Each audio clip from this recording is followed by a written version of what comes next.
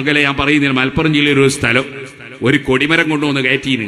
എന്നിട്ട് ഇങ്ങനെ ചുറ്റും കുറെ ആൾക്കാർ, വേറെ കുറെ ആൾക്കാരുണ്ട്. ഒരു പൈസ ഇടുന്ന കൊടിമരം വേറെ ഉണ്ട്. ഇതൊക്കെ അന്ധവിശ്വാസമാണ്, ചൂഷണമാണ്. അതിലൊന്നും മുസ്ലിമീങ്ങൾ പെട്ടുപോകാൻ പാടില്ല.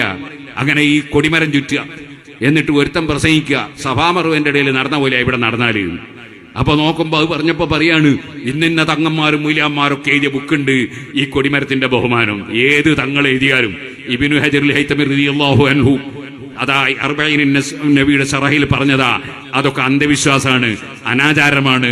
അതിലൊന്നും മുസ്ലിമീങ്ങൾ പെട്ടുപോകാൻ പാടില്ല. ഇന്നും ഒരുത്തന്റെ ക്ലിപ്പ് കിട്ടും. ഒരു തൊപ്പിയുണ്ട്, ഒരു നല്ല ഒല്ലിങ്ങനെ ഇട്ടിട്ടുണ്ട്. അദ്ദേഹം വായിക്കുകയാണ്, ഒരു മെസ്സേജ് വന്നിട്ടുണ്ട്. മെസ്സേജ് എന്താ അറിയോ? 1000 രൂപ നേർച്ചയാക്കിയിട്ട് പരീക്ഷയെ തോറ്റുവല്ലോ.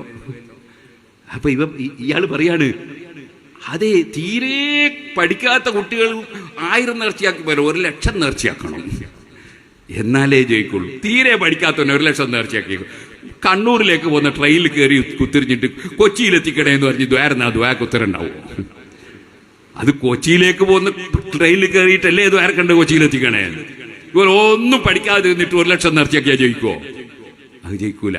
കാരണങ്ങളുമായി ബന്ധപ്പെടണം. അത് 2 കാരണവുമായിട്ടും ബന്ധപ്പെടണം. അല്ലാതെ സുബ്ഹാനല്ലാഹ് ഉസ്താദേ ദ്വാരക്കണം മക്കളില്ല. ദ്വാരക്ക കല്യാണം കഴിച്ചിട്ട് എത്രയായി? കല്യാണം കഴിച്ചിട്ടില്ല.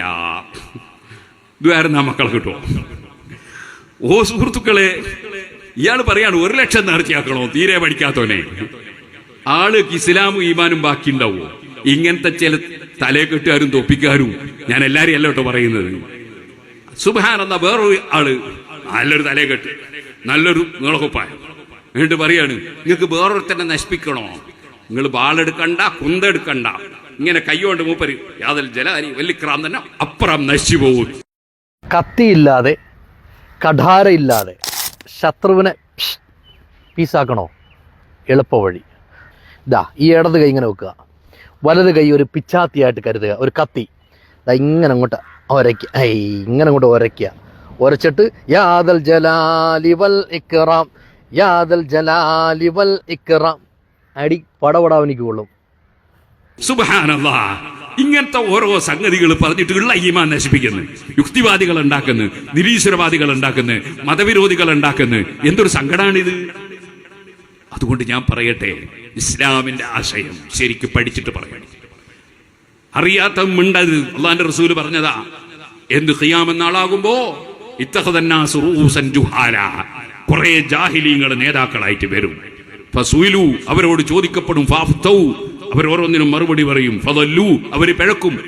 ഫഅദല്ലു, വേറെ പലരെയും പിഴപ്പിക്കും. ഈ ആഖിർ സമാനെ കുറിച്ച് റസൂലുള്ളാഹി സ്വല്ലല്ലാഹു അലൈഹി വസല്ലം മുൻകൂട്ടി പറഞ്ഞതാ. അങ്ങനത്തെ ഒരു കാലം. അതുകൊണ്ട് തന്നെ സമസ്ത കേരള ജമിയത്തുൽ ഉലമ അത് 40 പ്രഗത്ഭരായ ആലിമീങ്ങളാണ്. ആ 40 ആലിമീങ്ങൾ, ആ ആലിമീങ്ങൾ പഠിപ്പിക്കുന്ന ആശയം അത് യഥാർത്ഥ സുന്നത്ത് ജമാഅത്താണ്. ആരെങ്കിലും എവിടെങ്കിലും ഇരുന്ന് പറയുന്നതൊന്നും മുസ്ലിമീങ്ങൾ ചെവിക്കൊള്ളരുത്. ആ ആലിമീങ്ങൾ പറയുന്നതനുസരിച്ച് പറയുന്ന ആലിമീങ്ങൾ, അവരെ പിന്തുടരണം. 40 ആലിമീങ്ങൾ പിന്തുടരുന്നത് ആരെയാ? 4 മദ്ഹബിന്റെ ഇമാമിങ്ങളെയാണ്. ഇമാം അശ്ശരി, ഇമാം മാതുരിദി തുടങ്ങിയ 2 മഹാപണ്ഡിതന്മാർ വിശ്വാസകാര്യം പഠിപ്പിച്ചവരാ. അവര് പിന്തുടരുന്നത് ആരെയാ? ഇമാം ഷാഫി റളിയല്ലാഹു അൻഹുവിനെയാണ്, ഇമാം അബൂ ഹനീഫ റളിയല്ലാഹു അൻഹുവിനെയാണ്. അങ്ങനെയുള്ള ഇമാമിങ്ങളെ പിന്തുടരുന്ന ആളുകൾ അവരാണ് അഹ്ലുസ് സുന്നത്തി വൽ ജമാഅ. അവരെ കിതാബുകളിലുള്ളതാണ് സുന്നത്ത് ജമാഅത്തിന്റെ ആലിമീങ്ങൾ പറയുന്നത്. അതിനപ്പുറം പുതിയ പുതിയ കുറെ തലയെക്കെട്ടും, കുറെ എല്ലാവർക്കും കിട്ടൂലേ നീളക്കുപ്പായോ, എല്ലാവർക്കും കിട്ടൂലേ തലയെക്കെട്ട്. സുബ്ഹാനല്ലാഹ്, മുജാഹിദിന്റെ പോലെ നല്ല 1-ാം നമ്പർ തലയെക്കെട്ട്. എന്തിന്? ഇവന്റെ ഈ വിഷം പ്രചരിപ്പിക്കാൻ വേണ്ടി, അതേപോലെ പണം പിടുങ്ങാൻ വേണ്ടി കുറെ ആൾക്കാർ. ഇതിലൊന്നും മുസ്ലിമീങ്ങൾ പെട്ടുപോകരുത്, ചൂഷണത്തിന് പെട്ടുപോകരുത്.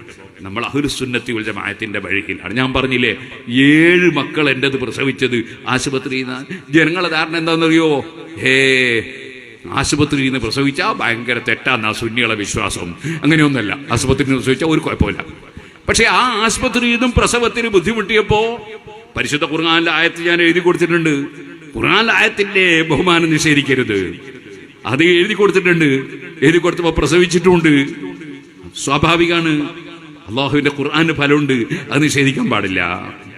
അതുപോലെ ദിക്റിന് ഫലമുണ്ട്, അത് നിഷേധിക്കാൻ പാടില്ല. സ്വലാത്തിന് ഫലമുണ്ട്, അത് നിഷേധിക്കാൻ പാടില്ല.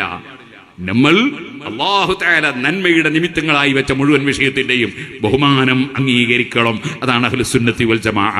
തട്ടിപ്പും വെട്ടിപ്പിലൊന്നും ആരും പെട്ടുപോകരുത്. അല്ലാഹു തആല ശരിയായ ഹക്കായ ദീൻ പഠിച്ച് അതനുസരിച്ച് പ്രവർത്തിക്കാൻ നമുക്കെല്ലാവർക്കും തൗഫീഖ് നൽകുമാറാകട്ടെ.